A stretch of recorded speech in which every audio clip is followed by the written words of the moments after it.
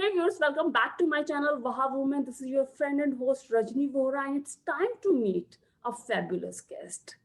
She's a seasoned entrepreneur, business leader, angel investor, and arts advocate with over 25 years of experience. She's a founder and CEO of Best Marketing LLC and chairman of the National Women's Business Council, a federal non-partisan advisory committee. Uh, Ladies and gentlemen, boys and girls, put your hands together to welcome this wonderful, strong, determined thought leader, Liz Sara.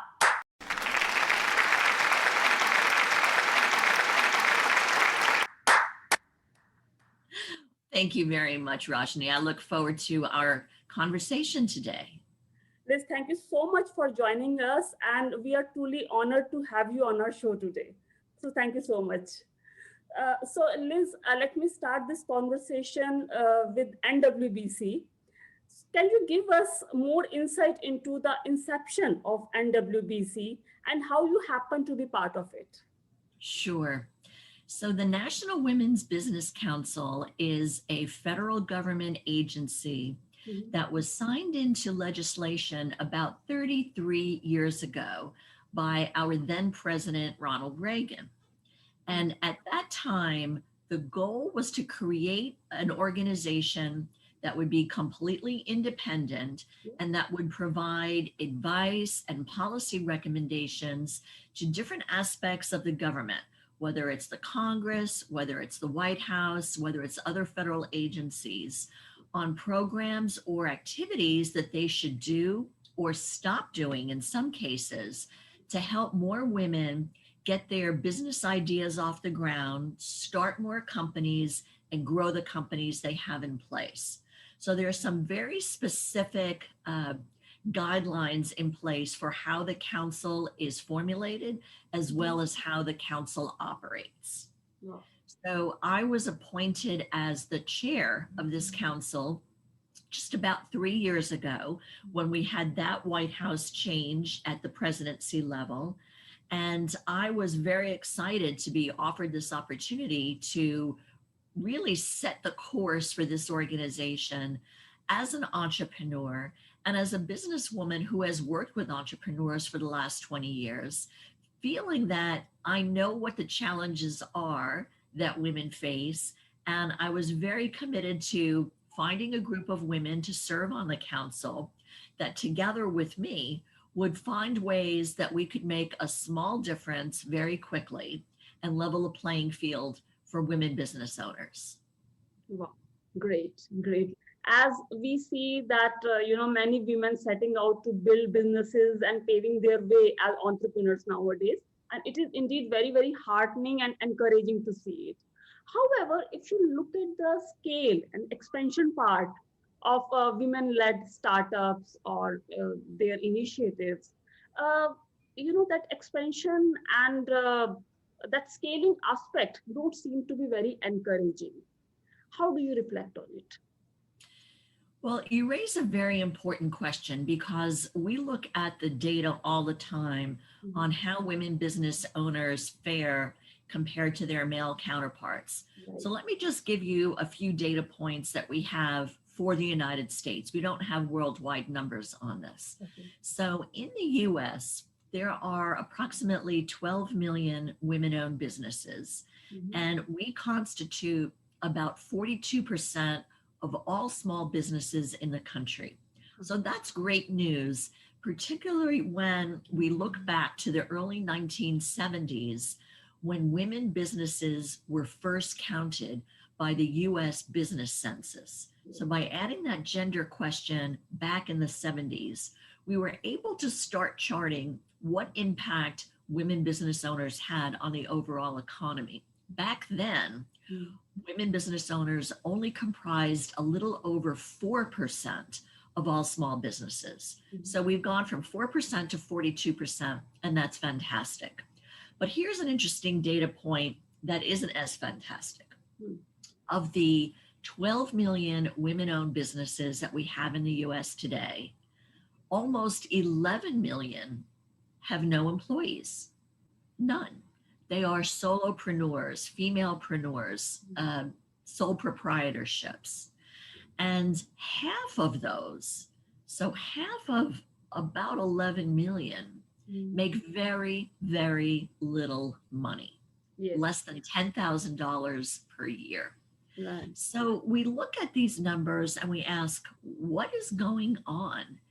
Why aren't more women in that category, which is huge, Yes. looking to create a business that will bring in more revenue, that will have employees? So Yes. these are the things that we're trying to tackle.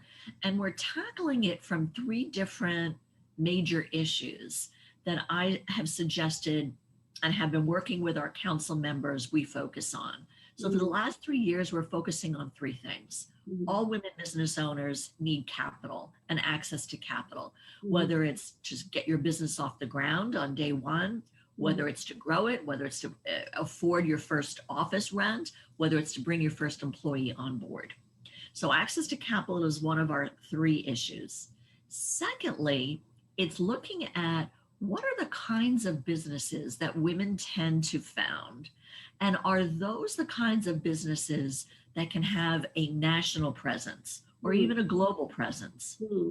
Unfortunately, we don't have enough women starting companies in STEM-related fields, meaning chemistry or manufacturing or technology or architecture or manufacturing. Most women-owned businesses are professional services firms, and lumped into that category are women that are hairstylists, graphic designers on the side, as well as research scientists that work part-time. So it's too broad of a category for us to really understand where are women and where are their talents being applied to create new companies. So our second issue that we focus on is how do we encourage more young women and young girls in school to think about a company in a STEM area if they have any type of entrepreneurial aspiration, because we are underrepresented as a gender in all of these fields.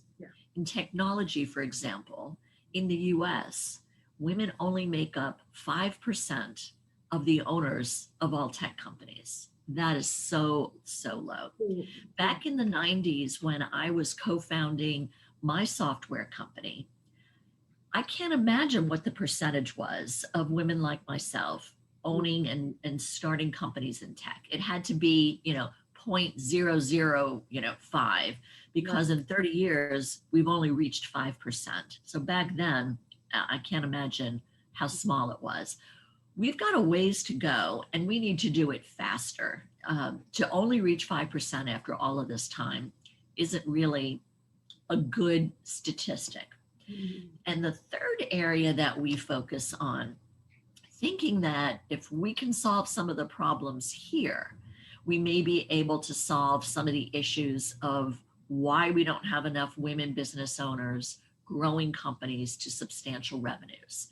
And that is women that are located in rural communities throughout the US, and this would be the same anywhere in the world for that matter, don't have access to the same resources that those of us that live in big cities do. I live in Washington, D.C. I grew up in New York City. There are women's groups, there are networking organizations, there are incubators, accelerators, there are universities in our backyard, 5 of them in DC, all of which have entrepreneurship centers that not only do things focused on the campus and their students, but that play a role in the community. Well, women that live in rural communities don't have any of this. And so there are certain things that we can do and certain things that our government can do to help level that playing field and help them with the resources they need to start a company and build a company. So that whole rural entrepreneurship is the third area.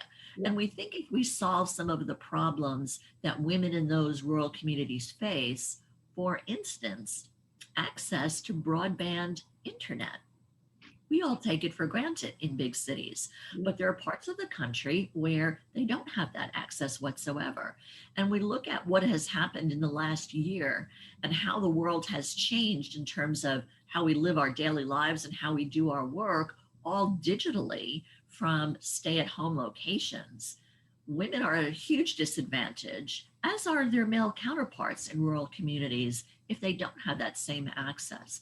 And so these three issues, if you will, are the major pillars that our council continues to focus on and bring recommendations to the White House and Congress on ways to start leveling the playing field that can help women get more companies off the ground, but even more importantly, help them grow the companies they have in place so that the companies that are only making $10,000 a year will make 20, will make 50, will make 100.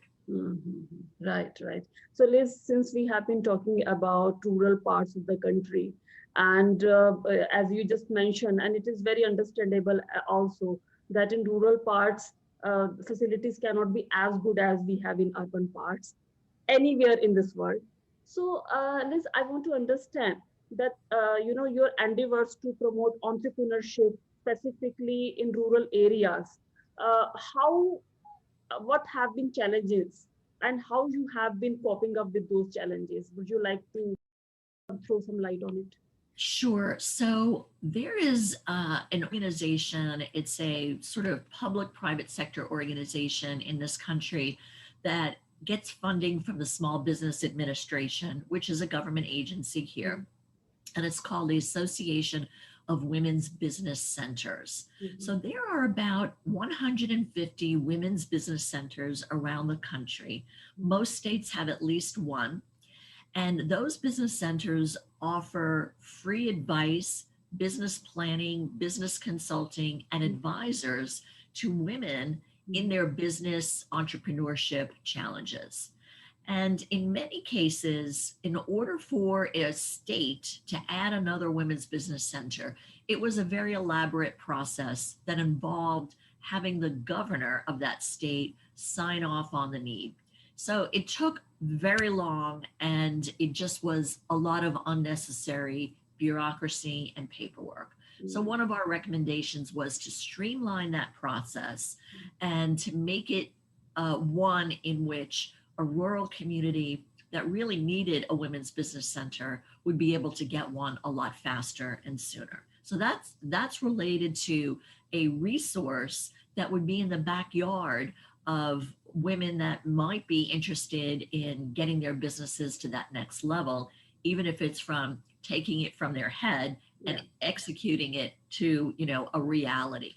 So bringing those women's business centers into rural communities was an important step that we were excited to be able to actualize through our involvement. And I think if we look at the other things that all women entrepreneurs need, it is not just money, but it is resources and access to mentors. We have another organization in the country called SCORE, and it's a network of retired business executives, consists of about 10,000 of them at this point, who are basically offering their time and their talent free of charge to help entrepreneurs, both male and female, with their business ideas and their early stage companies. Well, we've recommended that SCORE increase the number of women mentors that they have in their network, and that those women that they choose to be part of that network reflect the full diversity of not just women and various ethnic backgrounds, but types of companies. I mean, I mentioned earlier that we see so many women starting service companies, from yoga instructing to personal training to dog walking to baking to, you name it. Well, we want more women, and those are the services, believe me, I'm not diluting the importance of those, because they add vibrancy to the neighborhoods that we choose to live in. But we want more women to be visible and have a role on a national level. And that's where it's important to have role models of women that have non-traditional companies or non-stereotypical companies for women. We want women to have manufacturing companies and medical device companies and healthcare IT companies and companies in the various sciences. And so often we've heard that women don't think they have what it takes to start a company in those fields because they might not have the educational background in those fields.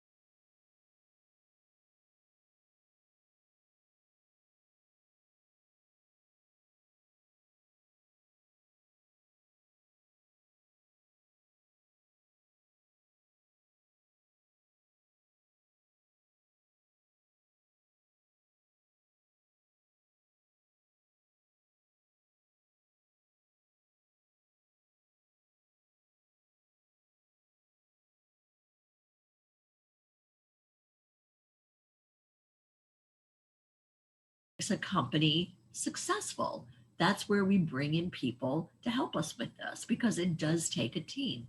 Yeah, what a powerful message, Liz. And is any upcoming project in particular that you are looking forward to? So we're kicking off our 3 committees this week, actually. The How do we help women in rural areas? How do we get more women involved in STEM? And what do we have to do to get access to capital to women at all life cycle phases of their company? At the same time, we'd like to hear from women business owners around the country and around the world. So I always encourage any woman entrepreneur to join our email list because every month we are holding webcasts where we bring experts in these 3 areas from the private sector, from the government sector, from the nonprofit sector that can prove to be good resources to women in their business journey. In addition to those monthly webinars, we hold virtual roundtables. Now, back in 2019, before the pandemic, we were actually holding these roundtables in various cities around the country and inviting entrepreneurs and what I call the ecosystem partners, the organizations that are there, whether they're government agencies, whether it's local government, whether it's academia, whether it's nonprofits or trade associations that help entrepreneurship thrive. And so since we've been basically virtual for the last going on year and a half now, we do all those roundtables online. And it actually makes it easier for more people to be part of those conversations. So please join our email list so you can get invitations to participate in those. You can go to the website, which is nwbc.gov, and just sign up and you'll start getting our invitations. And I invite everyone who's listening to this conversation to do that. That's indeed amazing, amazing. So Liz, thank you so much for talking to us. And it's been indeed a pleasure talking with you. And we wish you all the best for your all future projects and endeavors. Thank you very much. I really do appreciate the opportunity, and I would be delighted personally to be connected to any of your listeners, and people can connect with me on LinkedIn, and I am Liz Sara on LinkedIn, and on Twitter, I am at Liz Sara PR. So please do connect with me. I'd love to hear from you. Thank you so much, Liz. Thank you guys for watching. Take care and see you.